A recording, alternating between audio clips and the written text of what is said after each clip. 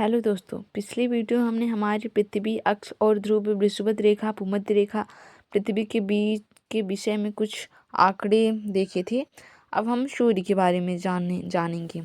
देखिए, सूर्य यह अत्यंत गर्म प्रज्वलित गैसीय पदार्थों का एक बहुत बड़ा गोलाकार खगोलीय पिंड है। मतलब जो हमारा सूर्य है यह अत्यंत गर्म और गैसीय पदार्थ का एक बहुत बड़ा गोलाकार खगोलीय पिंड है, जिसका व्यास लगभग 14 लाख किलोमीटर है। इसका आयतन हमारी पृथ्वी की अपेक्षा लगभग 13 लाख गुना से भी अधिक है।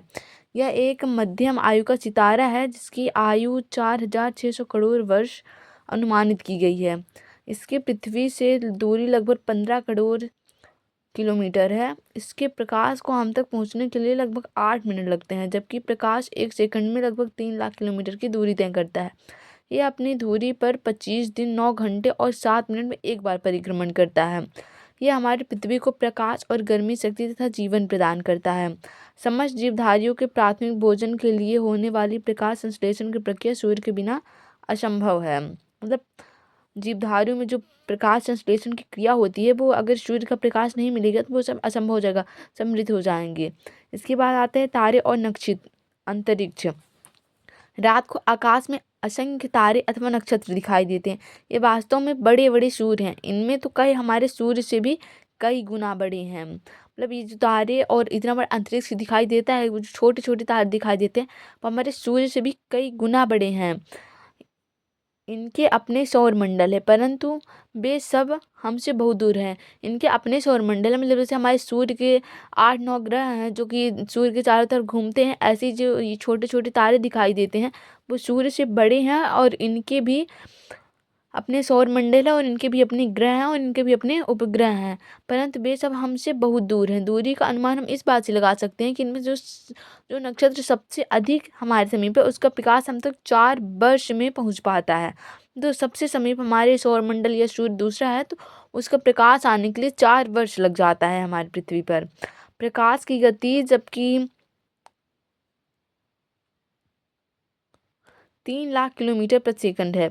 कुछ नक्षत्रों का प्रकाश तो हमारी धरती तक पहुंचा ही नहीं। इस अथाह दूरी के कारण ही हमें तारे इतने छोटे दिखाई देते हैं। असंख्य सौर मंडल और अन्य पिंडों को मिलाकर ब्रह्मांड बनता है। तारों, ग्रहों और अन्य खगोलीय पिंडों के बीच में जो अनंत खाली स्थान है उसे अंतरिक्ष कहते हैं। इसके बाद आता है ग्रह। जो शास्त्रीय ग्रह हैं, शास्त्र में हमारे मान हैं, उन गोलाकार पिंडों को कहते हैं जो सूर्य के चारों ओर निरंतर घूमते रहते हैं। वे सभी सूर्य से प्रकाश तथा ताप प्राप्त करते हैं। उनमें से 8 ग्रह प्रमुख हैं, जिनमें हमारी पृथ्वी भी एक है। सूर्य से दूरी के क्रम में उन ग्रहों के नाम ये हैं: बुध, शुक्र, पृथ्वी, मंगल, बृहस्पति, शनि, अरुण और वरुण। बुध की दूरी सूर्य से लगभग 6 करोड़ किलोमीटर है, और प्लूटो जो एक बौना ग्रह है की लगभग 6 अरब किलोमीटर है। बृहस्पति आकार में सबसे बड़ा ग्रह है और बुध सबसे छोटा ग्रह है। प्लूटो को ग्रहों की बिरादरी से बेदखल कर दिया गया है। प्लूटो जो सबसे आखिरी ग्रह है, 9वां ग्रह है, उसको जो ग्रह हैं उनकी बिरादरी से अगल शायद 2007 में किया गया है। इसके बाद बौने ग्रह, जो मतलब जो छोटे ग्रह हैं, शास्त्रों में या हमारे विज्ञान ने मान्यता नहीं दी है, उन ग्रहों के बौने ग्रह हैं।